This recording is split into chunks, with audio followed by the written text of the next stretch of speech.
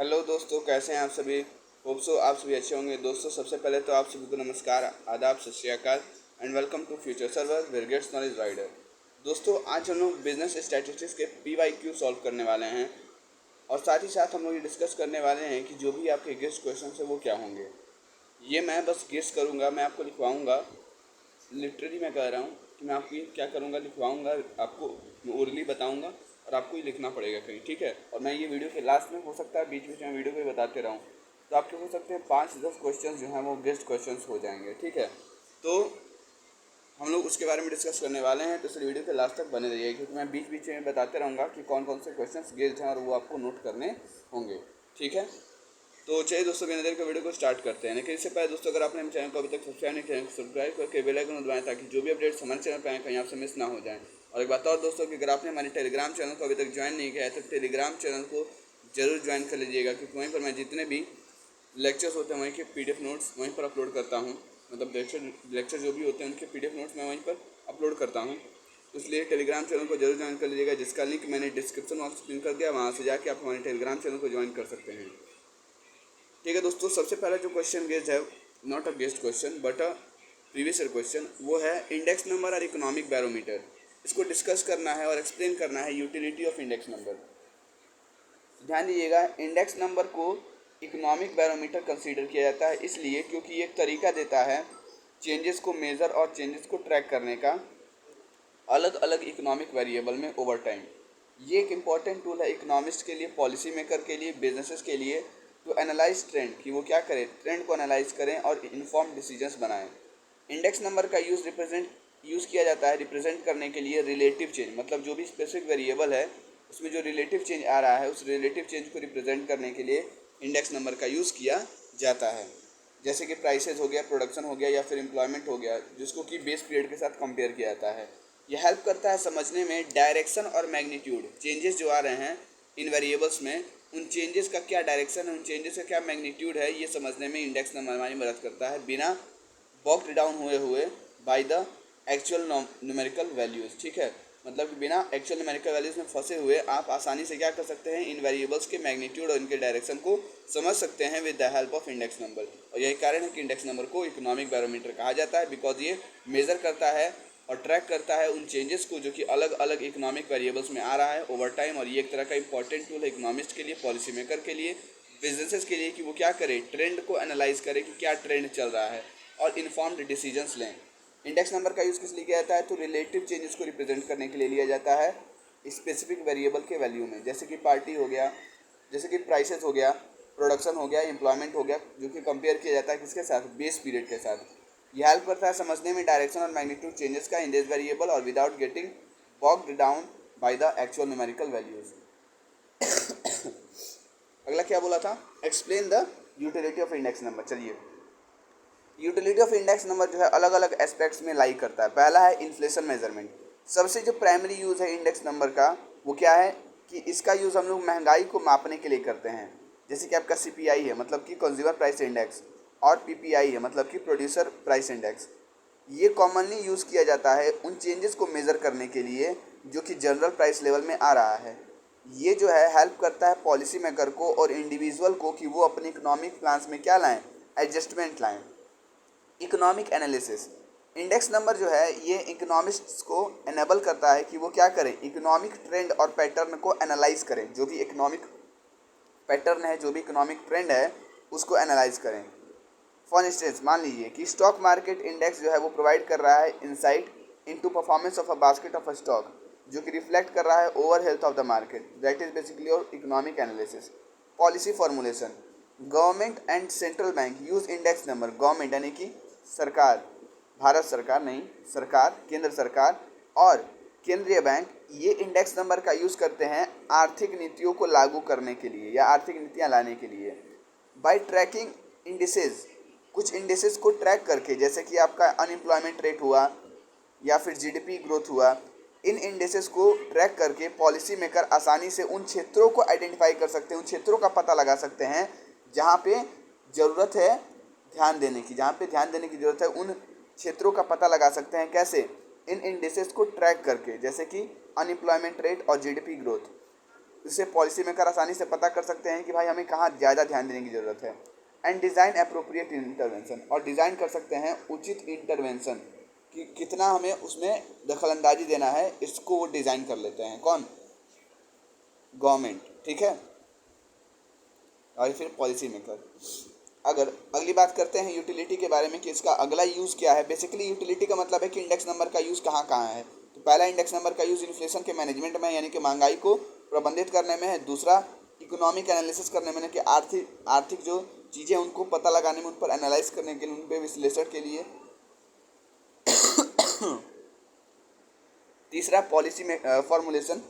Policy formulation basically आपका क्या बताता है कि ये मदद करता है पॉलिसी को फॉर्मुलेट करने में, नीतियों को लागू करने में, ठीक है। क्योंकि ये जो भी नीति बनाते हैं लोग, उनकी मदद करता है ये, उनकी अटेंशन, उनको मदद करता है कि वो क्या करें, पता लगाएं कि किन क्षेत्रों में हमें ध्यान देने की ज़रूरत है और किन क्षेत्रों में हमें अपना इंटरवेंशन कितना रखना है। और ये सारी चीज़ें वो किससे पता करते हैं? इंडिसेस से पता करते हैं, इंडेक्स से पता करते हैं। Contract adjustment. बिजनेसेस आमतौर पर इंडेक्स नंबर का यूज़ करते हैं अपने कॉन्ट्रैक्ट के वैल्यू को एडजस्ट करने के लिए। फॉर एग्जांपल, एक long term contract might be link to an index. एक लॉन्ग टर्म कॉन्ट्रैक्ट जो है वो एक इंडेक्स से जुड़ा हो सकता है, जो कि इन्फ्लेशन के लिए हो सकता है। ये इंडेक्स जो कि क्या करता है, इंश्योर करता है फेयर कंपनसेशन, जो कि सुनिश्चित करता है कि जो कंपनसेशन है वो फेयर हो रहा है, यानी कि इक्वल हो रहा है दोनों पार्टीज़ को, मतलब कि सेलर और बायर दोनों को। अगला है बेंचमार्किंग। बेंचमार्किंग में भी इंडेक्स नंबर का यूज़ होता है। इंडेक्स नंबर अलाउ करता है आसानी से बेंचमार्किंग को। Company can compare their performance. Company अपने परफॉर्मेंस को कंपेयर कर सकता है against industry indices. Industry indices के अगेंस्ट टू इवेलुएट करने के लिए कि क्या उसका रिलेटिव पोजीशन है, और आइडेंटिफाई करने के लिए उन क्षेत्रों को फॉर इम्प्रूवमेंट, कि कौन सा क्षेत्र में इम्प्रूवमेंट की ज़रूरत है, कौन से क्षेत्रों में विकास की और बेहतरी की ज़रूरत है। अगला है इन्वेस्टमेंट डिसीजन। इन्वेस्टर्स जो हैं ये इंडिसेस का यूज़ करते हैं, जैसे कि स्टॉक मार्केट इंडिसेस हो गया, बॉन्ड इंडिसेस हो गया। किस लिए? इन्वेस्टमेंट के पोर्टफोलियो को मेज़र करने के लिए ये सारी चीज़ें ये लोग इन इंडिसेस का यूज़ इन्वेस्टर्स करते हैं। कौन कौन सा? स्टॉक मार्केट इंडिसेस और बॉन्ड इंडिसेस। किस लिए करते हैं? तो सिंपल सा बात है, इन्वेस्टमेंट पोर्टफोलियो को मेज़र करने के लिए। ये हेल्प करता है उनकी इन्फॉर्म डिसीजन लेने में, मतलब कि इन्फॉर्म डिसीजन लेने में उनकी मदद करता है। किनकी? इन्वेस्टर्स की, अबाउट एसेट एलोकेशन। अगला है मार्केट रिसर्च। बिजनेसेस जो हैं इंडेक्स नंबर का यूज़ करते हैं कंज्यूमर की पसंद का पता करने के लिए, कि क्या कंज्यूमर का प्रेफरेंस है और मार्केट के डिमांड में क्या चेंजेस आ रहे हैं, इसका पता करने के लिए। ये गाइड करता है उनको अब कि क्या करें, वो अपने प्रोडक्ट में एडजस्टमेंट लाएं या फिर सर्विसेज में एडजस्टमेंट लाएं उसके अनुसार। यानी कि जस्ट फॉर एग्जाम्पल, फिलहाल के समय जैसे मुझे खांसी हुआ है, मैं भी खांस रहा हूँ। आज के समय वायरल डिजीज़ बहुत तेज़ी से फैल रहा है, तो इससे क्या पता चला कि कंज्यूमर का प्रेफरेंस मेडिसिन सेक्टर पे ज़्यादा है, मेडिसिन का डिमांड ज़्यादा है, और खासतौर से कफ सिरप्स का, ठीक है। तो कफ सिरप्स का ज़्यादा डिमांड है, तो इस वजह से क्या होगा, कफ सिरप्स का प्रोडक्शन ज़्यादा होगा, और उसके हिसाब से मतलब क्या होगा, एडजस्टमेंट होगा। तो ये सारी चीज़ें एडजस्टमेंट वो किसके मदद से कर रहे हैं? इंडिसेस के मतलब से। मतलब कि अगर इंडिसेस नहीं रहता, इंडेक्स नहीं रहता, तो सिंपल सा ये लोग क्या ये सब कर पाते? नहीं कर पाते। इन लोग को क्या एनालाइज कर पाते? नहीं कर पाते। मार्केट रिसर्च कर पाते? नहीं कर पाते। अगला है रिसोर्स एलोकेशन। इंडेक्स नंबर जो है ये रिसोर्सेज को एलोकेट करने में मदद करता है, या रिसोर्सेज को एफिशिएंटली एलोकेट करने में मदद करता है। For example, a government might allocate more fund to sector experiencing higher inflation rate. Government जो है वो उस सेक्टर को ज़्यादा पैसा देगा जो ज़्यादा सहन कर रहा है महंगाई को, ठीक है। महंगाई को जो सबसे ज़्यादा एक्सपीरियंस कर रहा है, उस सेक्टर को गवर्नमेंट ज़्यादा फंड एलोकेट कर सकता है टू काउंटरएक्ट द इफ़ेक्ट्स। किस लिए? तो वो जो इफेक्ट पड़ रहा है इन्फ्लेशन का, उसको कम करने के लिए, उसको ख़त्म करने के लिए गवर्नमेंट ऐसा करता है कि उन क्षेत्रों को या फिर उन सेक्टर्स को ज़्यादा पैसा देता है जिन सेक्टर्स में पैसे की कमी है, या जिन सेक्टर में महंगाई दर का ज़्यादा असर पड़ रहा है। ये तो होता है रिसोर्स एलोकेशन में। तो रिसोर्स एलोकेशन में भी मदद करता है इंडेक्स नंबर, मदद करता है। गवर्नमेंट देखता है भाई इंडेक्स जो भी रहता है उसके हिसाब से वो डिसीजन लेता है कि भाई किस सेक्टर में हमें ज़्यादा पैसा लगाना है, और आमतौर पर उस सेक्टर में ज़्यादा ये पैसा देता है जो सेक्टर ज़्यादा महंगाई सहन कर रहा है। अगली बात करते हैं नेक्स्ट क्वेश्चन पे। हमारा अगला क्वेश्चन है explain the method of constructing consumer price index number. Consumer price index number को कंस्ट्रक्ट करने के क्या क्या मेथड हैं, इसको एक्सप्लेन कीजिए इमेजिनरी फिगर्स की मदद से। पहला मेथड है फिक्स्ड बास्केट मेथड। ये क्या होता है, देखिए, इमेजिन कीजिए कि आपके पास एक फिक्स्ड बास्केट है गुड का या फिर सर्विसेज का, एक टोकरी है जिसमें कि या जो रिप्रेजेंट कर रहा है कंज्यूमर की स्पेंडिंग को, मतलब बास्केट जो है, जो डोलची है गुड्स और सर्विसेज का, ये रिप्रेजेंट कर रहा है कंज्यूमर के खर्चे को। Assign prices to each of them. अब इनमें से हर एक आइटम को प्राइस असाइन कर दिया गया, जो कि बास्केट में आइटम है उसमें सबको एक एक प्राइस असाइन कर दिया गया। मान लेते हैं बास्केट में आपने रखा है कुछ फ्रूट्स रखे हैं, कुछ फूड्स रखे हैं, कुछ ग्रेन्स रखे हैं अपने बास्केट में, तो सबको अलग अलग प्राइस दे दिया गया। फ्रूट को दे दिया गया 10 रुपये, वेजिटेबल्स को दे दिया गया 20 रुपये, ग्रेन्स को दे दिया गया 30 रुपये। तो सबको अलग अलग प्राइसेस दे दिए गए हैं बास्केट में। तो वो कहलाएगा for a base period that is year 1। Base period के लिए, जो कि आपका क्या है, ईयर 1 है। यानी कि हमेशा याद रखिएगा बेस पीरियड आपका प्रीवियस ईयर पीरियड ही होता है। अगर बेस पीरियड नहीं देता है तो आप प्रीवियस ईयर पीरियड को ही बेस ईयर मान के चलते हैं। अगला है calculate the total cost of basket. अब जो भी टोटल कॉस्ट है बास्केट का वो कैलकुलेट कीजिए। मतलब 10 फ्रूट का था, 20 वेजिटेबल का, 30 ग्रेन का, सबको कैलकुलेट कीजिए। इन सब्सिक्वेंट ईयर, अगले साल मतलब ईयर 2 में adjust prices for each item, हर एक आइटम के लिए प्राइसेस को एडजस्ट कीजिए और कैलकुलेट कीजिए कि अब नया कॉस्ट क्या आ रहा है। द CPI फॉर 2 ईयर, जो ईयर 2 के लिए जो CPI आएगा, मतलब कि कंज्यूमर प्राइस इंडेक्स आएगा। मतलब क्या है, कंज्यूमर प्राइस इंडेक्स का फॉर्मूला क्या है, तो total cost in year 2 upon total cost in year 1 into 100। तो इससे हमें क्या पता चल जाएगा, हमें पता चल जाएगा कि हमने कितना प्राइस एडजस्ट किया। यानी कि हमें पहले लेना है P1 और फिर लेना है P1 जो कि आपका करेंट ईयर है, और P0 जो कि आपका बेस ईयर है। और यहाँ पे अगर बात करें तो ईयर 1 आपका बेस ईयर और ईयर 2 आपका करेंट ईयर है। तो ईयर 2 को ऊपर ले लेंगे, यानी कि टोटल कॉस्ट इन ईयर 2 और upon total cost in year 1 into 100 कर देंगे। अगला है वेटेड एग्रीगेट मेथड। इमेजिन अब मोर कॉम्प्लेक्स बास्केट। अब इमेजिन कीजिए कि एक ऐसा बास्केट है जो कि बहुत ज़्यादा कॉम्प्लेक्स है, जिसमें कि अलग अलग आइटम हैं जिनके लेवल ऑफ इम्पोर्टेंस जो हैं अलग अलग हैं कंज्यूमर के खर्चों में। मतलब तेल, नमक, चीनी, ये सब रखा गया है, और साथ साथ बिस्किट रखा गया है, कुरकुरे रखा गया है, ये सब रखा गया है। तो आपको पता है कि जो नमक है वो बेसिक नीड है, दाल है अगर उसमें रखा गया तो दाल भी बेसिक नीड है। यानी कि कंज्यूमर का जो लेवल ऑफ इम्पोर्टेंस है उसके हिसाब से उसको रखा गया है। मतलब कि उनको कंज्यूमर ने रखा है और उनके इम्पोर्टेंस के हिसाब से। Assign weight to each item. अब हर एक आइटम को वेट असाइन कर दीजिए उनके रिलेटिव इंपॉर्टेंस के आधार पर। मतलब जो ज़्यादा इंपॉर्टेंस जिसका होगा उसका उतना ज़्यादा वेट होगा, जिसका कम इंपॉर्टेंस होगा कंज्यूमर के हिसाब से या कंज्यूमर के खर्चों में उसको कम वेट किया जाएगा। For subsequent year update prices and calculate the new total cost. Update कीजिए प्राइस को और नए टोटल कॉस्ट कैलकुलेट कीजिए। The CPI is calculated similarly to the fixed basket method. अगला है लेस्पेयर्स फार्मूला।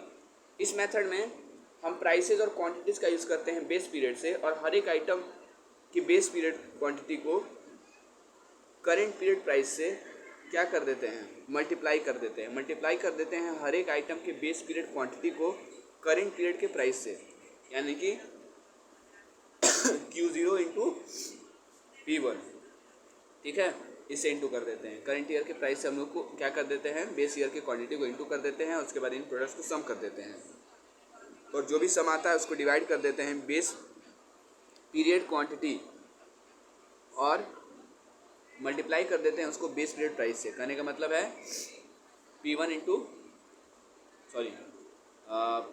Q0 इंटू P0, और उसके ऊपर क्या हम लोगों ने पढ़ा था, P1 इंटू Q0, यानी कि P1 into Q0 upon P0 into Q0 into 100। ये आपका लेस्पेयर्स का फॉर्मूला हो जाएगा। तो ये आपका लेस्पेयर्स फार्मूला हो गया। अगला है पासेस फार्मूला। ये भी लेस्पेयर के फार्मूला की तरह आता है, लेकिन इसका use quantities and prices from current period. लेकिन ये जो क्वांटिटी और प्राइस है वो करेंट पीरियड से यूज़ करता है बेस पीरियड के अलावा। मतलब कि बेस पीरियड के बजाय ये करेंट पीरियड का प्राइस यूज करता है। कहाँ, न्यूमरेटर में करने का मतलब है P1 Q1 upon P0 Q1 ऐसे करता है, ठीक है। तो formula remains sum of current period, मतलब कि सम करेगा किसका, करेंट पीरियड क्वांटिटीज जो है उनका sum into current period prices upon sum of current period quantities into base period price, और इसको इनटू कर देंगे सबको 100 से।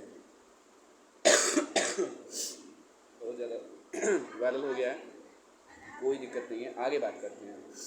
Fishers ideal formula, Fisher's formula जो है ये ज्योमेट्रिक मीन लेता है लेस्बियर्स का और पासेस के इंडिसेस का, मतलब जो भी लेस्बियर का इंडिसेस है और जो पासेस का इंडिसेस है इन दोनों के ज्योमेट्रिक मीन को लेता है। अब ज्योमेट्रिक मीन आपने पढ़ा ही होगा, कहाँ पढ़ा होगा, बिजनेस मैथमेटिक्स का भी परीक्षा हो क्या है ना भाई, आपको पता ही होगा B square equal to AC होता है, यानी कि B equal to under root में AC ये होता है। वैसे ही ये भी होता है, कहने का मतलब है कि अगर फिशर्स आइडियल फार्मूला की बात करें तो इसमें रूट में क्या होता है L इंटू पी, यानी कि लेस्बियर का फार्मूला इंटू पासेस का फार्मूला, और ये सभी के सभी किस में होते हैं, रूट में होते हैं, ठीक है। तो ये होता है फिशर्स आइडियल फार्मूला। अच्छा, तीसरे क्वेश्चन की बात करें तो ध्यान दीजिएगा, अब मैं बताने वाला हूँ आपको गेज क्वेश्चन, एक गेज क्वेश्चन, और वो गेज क्वेश्चन है आपका जो मैंने पहले आइडेंटिफाई किया, और उसको आप नोट कर लीजिए, वो रहा आपके सामने, इसी में से है, और वो है आपका ये पहला वाला जो मैंने आपको बताया था, इसको नोट कर लीजिएगा। 5 सेकंड के लिए मैं वीडियो को रोक रहा हूँ, नोट कर लिया, ठीक है, या स्क्रीनशॉट ले लीजिए, कोई दिक्कत नहीं। चलिए, तो ये हो गया हमारा पहला गेस्ट क्वेश्चन क्लियर आउट कर दिया मैंने पहले गेस्ट क्वेश्चन को। तो पहला गेस्ट क्वेश्चन आपको मैंने बता दिया है। अब हम लोग जब भी बात करेंगे तो दूसरे गेस्ट क्वेश्चन की बात करेंगे, ठीक है। तो चलिए बात करते हैं अपने तीसरे क्वेश्चन पे, तीसरे प्रीवियस ईयर क्वेश्चन पे। कह रहा है explain the merit and demerit of free hand curve method and semi average method of estimating secular trend of a time series. Merits और डिमेरिट्स बताइए फ्री हैंड कर्व मेथड के और semi average method का of estimating secular trend of a time series. तो पहले बात करते हैं फ्री हैंड कर्व मेथड के बारे में, इसका क्या मेरिट है, इसके क्या फ़ायदे हैं। पहला फ़ायदा है विजुअल रिप्रेजेंटेशन, ये मेथड अलाउ करता है डायरेक्ट विजुअल इंटरप्रिटेशन में। ये क्या करता है, ये जो मेथड है फ्री हैंड कर्व मेथड, इसको ज्योमेट्रिकल मेथड भी कहीं कहीं कहा जाता है, ठीक है। तो ये जो मेथड है ये लगाया जाता है डायरेक्ट विजुअल इंटरप्रिटेशन के लिए ट्रेंड का, कैसे, तो एक कर्व ड्रॉ करके डाटा पॉइंट्स के थ्रू। फ्लेक्सिबिलिटी की बात करें तो ये एडाप्टेबल होता है अलग अलग डाटा पैटर्न्स को लेकर, और ये कोई रिजिड एजम्पशन जो है वो इम्पोज नहीं करता है ट्रेंड पे। Intuitive means it's easy to understand and implement, इसको समझना और इसको लागू करना दोनों ही आसान होता है, जो कि इसको एक्सेसिबल कर देता है नॉन एक्सपर्ट्स के लिए, मतलब कि जो एक्सपर्ट नहीं है वो भी इसको क्या कर सकते हैं, एक्सेस कर सकते हैं। तो ये इंट्यूटिव होता है, मतलब फ्री हैंड कर्व।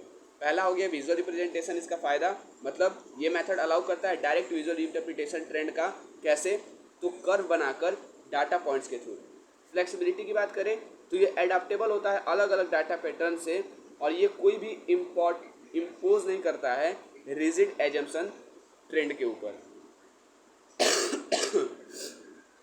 उसके बाद हमने पढ़ा इंट्यूटिव के बारे में, तो इसको समझना बहुत ज़्यादा आसान होता है और इसको इम्प्लीमेंट करना भी, और इसलिए ये नॉन एक्सपर्ट्स के लिए भी एक्सेसिबल होता है। मतलब 3 था, विजुअल रिप्रेजेंटेशन, दूसरा हमारा क्या था, फ्लेक्सिबिलिटी होता है क्योंकि अलग अलग डाटा पैटर्न्स को लेकर ये एडाप्टेबल होता है, तीसरा इंट्यूटिव होता है, कहने का मतलब इसको कोई भी एक्सेस कर सकता है, बिकॉज इसको समझना और इसको लागू करना बहुत ही आसान होता है, that's the reason it is also intuitive. Intuitive का मतलब होता है सबके लिए, ठीक है, और चूँकि आसान है और इसको लागू करना भी आसान है, इस वजह से ये इंट्यूटिव है। अब इसके कमियों के बारे में बात करते हैं। पहली कमी है सब्जेक्टिविटी को लेकर, estimation heavily relies on the analyst judgement, analyst के जजमेंट पर जो एस्टिमेशन है वो रिलाई करता है या डिपेंड करता है, लीडिंग टू अ पोटेंशियल बायस, जिससे कि बहुत ज़्यादा बायसनेस आता है और इनकन्सिस्टेंसी आता है पूरे अलग अलग एनालिस्ट के बीच में। लैक ऑफ प्रिसिशन, इट में नॉट प्रोवाइड एक्यूरेट, हो सकता है कि क्वांटिटेटिव एस्टिमेट जो है वो एक्यूरेटली प्रोवाइड ना करे ऑफ ट्रेंड मैग्नीट्यूड, जो कि इसको कम सुटेबल बनाता है प्रिसाइज एनालिसिस को लेकर। लिमिटेड मैथमेटिकल बेसिस, इसमें फॉर्मल मैथमेटिकल मॉडल की कमी होती है जो कि इसको चैलेंजिंग कर देता है इनकॉर्पोरेट होने में इन टू कॉम्प्लेक्स स्टैटिस्टिकल एनालिसिस। अगला मेथड है हमारा सेमी एवरेज मेथड, ठीक है, क्योंकि पूछा था सेमी एवरेज मेथड को भी क्या करना है उसका भी। तो देखिए सेमी एवरेज मेथड की अगर बात करें या इसके मेरिट की बात करें तो स्मूथिंग पहला है। ये क्या करता है, जो भी रैंडम फ्लक्चुएशंस हैं उनको कम करने में मदद करता है डाटा में, जो कि मेकिंग अंडरलाइंग ट्रेंड्स मोर अपेरेंट, जो कि अंडरलाइंग ट्रेंड्स को बहुत ज़्यादा अपेरेंट बनाता है। सिंप्लिसिटी, ये एक स्ट्रेट फॉरवर्ड मेथड है जिसमें कि आपका कॉन्जिक्यूटिव डाटा पॉइंट्स को क्या किया जाता है, एवरेज किया जाता है, जिसको कि कंप्यूट करना, जिसको कि कैलकुलेट करना बहुत आसान होता है। Partial trend information, semi average जो है ये क्लियरर व्यू देता है ट्रेंड का रॉ डाटा के कंपैरिजन में, वाइल अवॉइडिंग, जब ये अवॉइड करता है कुछ subjectivity free hand curve method का। डिमेरिट की बात करें, कमियों की बात करें, तो पहला है लैक ऑफ फ्लेक्सिबिलिटी। ये एज्यूम करके चलता है कि जो ट्रेंड है इज लीनियर, ट्रेंड जो है वो लीनियर है किसके बीच में, एवरेजेस के बीच में, विच माई नॉट बी, जो कि हो सकता है कि ट्रू ना हो सारे टाइम सीरीज के लिए। सेंसिटिविटी टू आउटलायर्स, आउटलायर्स जो है वो डिसप्रोपोर्शनली अफेक्ट कर सकता है किसे, सेमी एवरेजेस को, पोटेंशियली डिस्टॉर्ट कर सकता है ट्रेंड एस्टिमेट को, ठीक है। तो लैक ऑफ फ्लेक्सिबिलिटी और सेंसिटिविटी टू आउटलायर्स, आउटलायर समझ रहे, बाहरी जो लोग झूठ बोलते हैं वो। लॉस ऑफ डिटेल, एवरेजिंग से क्या हो सकता है, जो फाइनल डिटेल्स हैं डाटा में वो उनकी कमी आ सकती है और इससे पोटेंशियली जो आपका ट्रेंड की कॉम्प्लेक्सिटी है वो ओवर सिंप्लीफाई हो सकती है। अगला है क्या अलग अलग मेथड्स हैं सीजनल वेरिएशन को मेज़र करने का। एक और बात, जो हमारा दूसरा गेस्ट क्वेश्चन है वो यही है, what are the methods for measuring seasonal variation. और सीजनल वेरिएशन के टॉपिक को आप एकदम चट जाइएगा, इसके रिगार्डिंग मैंने वीडियो बना भी दिया है, सीजनल वेरिएशन के मेजरमेंट के रिगार्डिंग मैंने वीडियो डाला भी है अपने चैनल पे, आप जाके वहाँ से चेक कर सकते हो और वीडियो को देख सकते हो, मेजरमेंट ऑफ सीजनल वेरिएशन के नाम से है, ठीक है। या फिर मुझको डीएम आप कर देना तो मैं लिंक दे दूँगा उसका, ठीक है। तो सीजनल वेरिएशन को अच्छे से समझ लेना। तो सीजनल वेरिएशन के अलग अलग मेथड्स की बात करें तो पहला इसमें moving averages, battery power low, charge your phone, oh my God, ठीक है।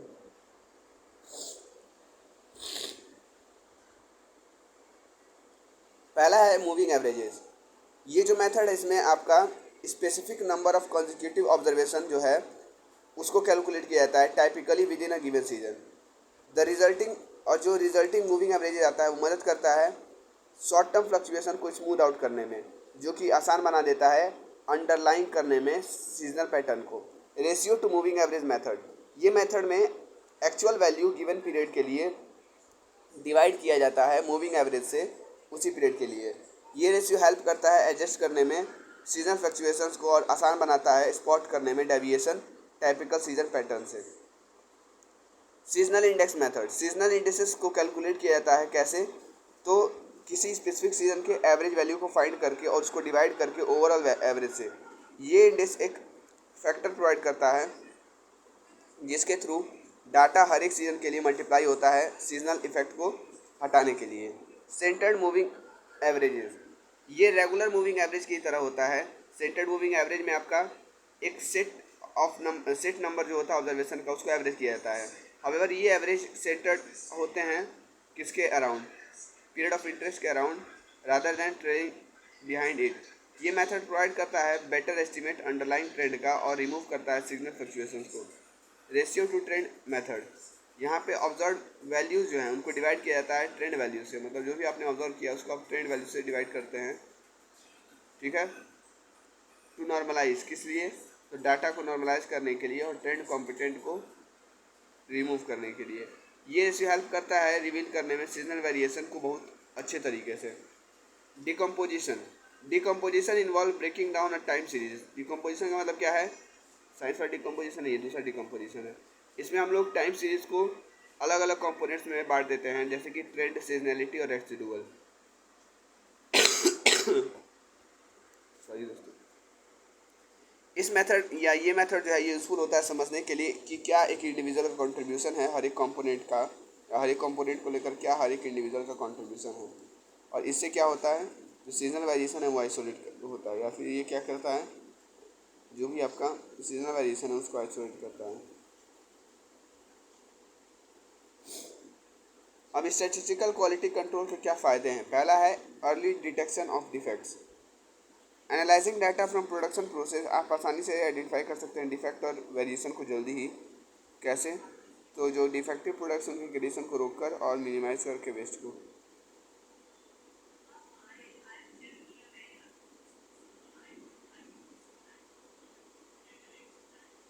अगली बात करते हैं हम लोग कॉस्ट सेविंग के बारे में। कॉस्ट सेविंग दे रहा है, इसमें हम लोग जो भी इश्यूज हैं उनको डिटेक्ट करते हैं और एड्रेस करते हैं अर्ली, पहले ही। Reduce the need for rework, scrap and customer return. इससे क्या हो सकता है? सिग्निफिकेंट कॉस्ट सेविंग हो सकता है ऑर्गेनाइजेशन के लिए। Objective decision making, statistical analysis एक ऑब्जेक्टिव बेसिस प्रोवाइड करता है डिसीजन मेकिंग के लिए, और ये जो इन्फ्लुएंस है पर्सनल बाइसेस और ऑप्शन का उसको कम करता है, ओपिनियंस का कम करता है। Process improvement, analysing data can reveal pattern and trend. Data को एनालाइज करने से पैटर्न और ट्रेंड एनालाइज होता है, जो कि हेल्प करता है ऑर्गेनाइजेशन को उन क्षेत्रों का पता लगाने में जहाँ पे कि इम्प्रूवमेंट और ऑप्टिमाइजेशन की ज़रूरत है। अगला है इफेक्टिव रिसोर्स एलोकेशन। रिसोर्सेज पर फोकस करके उन क्रिटिकल प्रोसेस कंपोनेंट ऑर्गेनाइजेशन को हम क्या कर सकते हैं? एफिशिएंसी को मैक्सिमाइज और क्वालिटी जो है प्रोडक्ट का उसको भी मैक्सिमाइज कर सकते हैं। Compliance and standard, statistical quality control organisation की मदद करता है मीट इंडस्ट्री स्टैंडर्ड, कि वो क्या करे? इंडस्ट्री स्टैंडर्ड को मीट करे, रेगुलर रिक्वायरमेंट को मीट करे, जो कि इंश्योर करता है प्रोडक्ट को कि वो सेफ हैं और हाई क्वालिटी के हैं। Continuous market monitoring, rather than relying solely on predict inspection, मतलब प्रीडिक्ट इंस्पेक्शन पे सोलली रिलाई होने के बजाय स्टैटिस्टिकल क्वालिटी कंट्रोल जो है इसमें ऑन गोइंग मॉनिटरिंग होता है, allowing for quicker response to deviation. Data driven insight, analysis जो होता है डाटा का,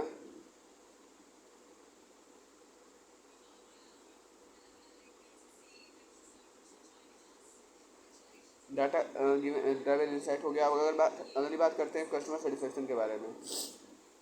कंसिस्टेंटली अगर आप डिलीवर करते हो हाई क्वालिटी प्रोडक्ट, तो इससे कस्टमर सेटिस्फेक्शन इंप्रूव होगा, लॉयलिटी इंप्रूव होगा, जो कि क्या कर सकता है?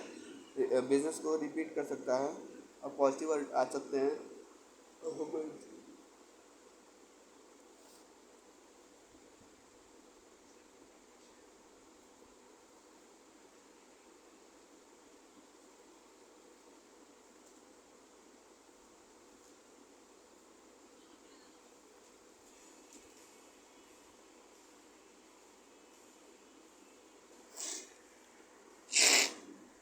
बेसिकली क्वेश्चन इरेज हो गया है। तो क्वेश्चन पूछना चाह रहा है कि कौन कौन से स्टेप्स इन्वॉल्व होते हैं कॉस्ट ऑफ लिविंग इंडेक्स को कंस्ट्रक्ट करने में। तो पहला है selection of a base year. एक स्पेसिफिक ईयर को चूज़ कीजिए बेस ईयर के रूप में, जो कि टू विच जिससे कि सारे अदर ईयर्स जो हैं कंपेयर किए जाएंगे। प्राइसेस और क्वांटिटी गुड्स और सर्विसेज का इस ईयर में असाइन करता है एक value of ₹100, value of 100। Selection of representative, select कीजिए एक बास्केट ऑफ गुड्स को एंड सर्विसेज को जो रिप्रेजेंट कर रहा है typical consumption pattern certain population का। ये बास्केट को कवर करना चाहिए एसेंशियल आइटम्स के साथ, जैसे फूड, हाउसिंग, क्लोथिंग और ट्रांसपोर्टेशन एंड बहुत सारी चीज़ें। प्राइस कलेक्शन, कलेक्ट कीजिए प्राइस हर एक आइटम का बास्केट में, इसलिए for calculating cost in current year. अब अगला है करेंट ईयर में कॉस्ट को कैलकुलेट करने के लिए मल्टीप्लाई कीजिए प्राइसेस हर एक आइटम का इस करेंट ईयर में by quantity consume in the base year. ये क्या देता है? कॉस्ट ऑफ बास्केट देता है करेंट ईयर में।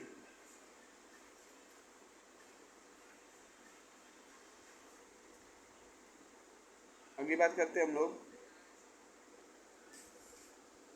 कैलकुलेटिंग कॉस्ट रेशियो, बता ही दिया है। रिपीटिंग फॉर, अच्छा कैलकुलेटिंग कॉस्ट रेशियो बताया। डिवाइड कर दीजिए कॉस्ट ऑफ बास्केट को करेंट ईयर में, कैसे? कॉस्ट ऑफ बास्केट जो बेस ईयर है उससे मल्टीप्लाई करके। रिपीटिंग और डिफरेंट पॉपुलेशन, अगर index mean to represent different population group, तो basket of goods may need to adjusted to account their unique consumption pattern. Difficulty जो है एसोसिएट होता है कंस्ट्रक्ट करने में कॉस्ट ऑफ लिविंग इंडेक्स, इसमें क्या आपका क्या होता है? सिलेक्शन होता है बास्केट आइटम का, और चैम्पियन जो है इनको रिप्रेजेंट करता है, या चैम्पियन जो है वो represent choosing preparation representative items को चूज़ करना चैलेंजिंग हो सकता है as consumption process.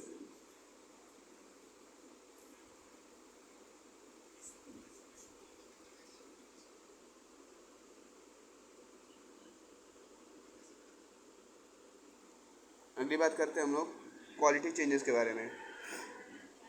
Goods and services change in the quality over the time, making it difficult to compare price accurately. Adjusting the quality changes can be complex. Substitution bias. Consumer may switch to cheaper alternative and price rise. New goods and services, new product और services constantly emerge होता है और उनके prices को भी incorporate करने की जरूरत है इंडेक्स नंबर में in conflict way.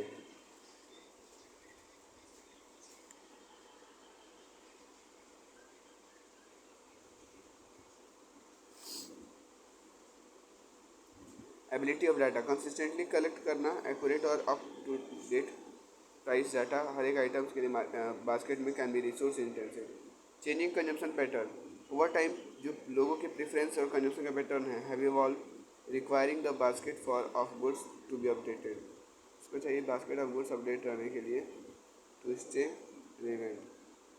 So hope ये सारी बातें आपको समझ में आ गई होंगी रिगार्डिंग दिस PYQ पार्ट 1। इसका दूसरा पार्ट भी आएगा जिसमें कि हम बाकी के जो भी प्रीवियस क्वेश्चन हैं वो करेंगे। 2 3 4 5 6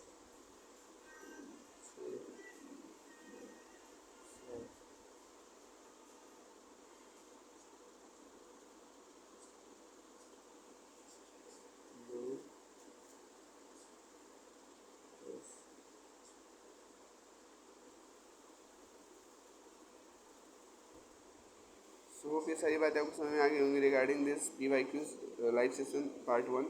अगले पार्ट में हम बाकी के जो भी प्रीवियस क्वेश्चन हैं उनके बारे में डिस्कस करेंगे। और हाँ दोस्तों, गेस्ट पेपर के केवल मैंने गेस्ट क्वेश्चंस के मैंने केवल 2 क्वेश्चंस बताए हैं। एक आपका बीच में मैंने वीडियो को बनाया है वो दोनों क्वेश्चन, तो आप वो नोट कर लीजिएगा ज़रूर से। एंड मैंने बीच में ही बताया है उसको, ठीक है। क्वेश्चन नंबर नहीं है आपकी कौन सा क्वेश्चन नंबर है तो आप जाइए स्किप कीजिए, पीछे जाइए और इस वीडियो में देखिए कौन सा मैंने क्वेश्चन को गेस्ट क्वेश्चन बनाया है, ठीक है। बाकी के जो गेस्ट क्वेश्चन है मैं अगले नेक्स्ट वीडियो में बताऊंगा, ठीक है।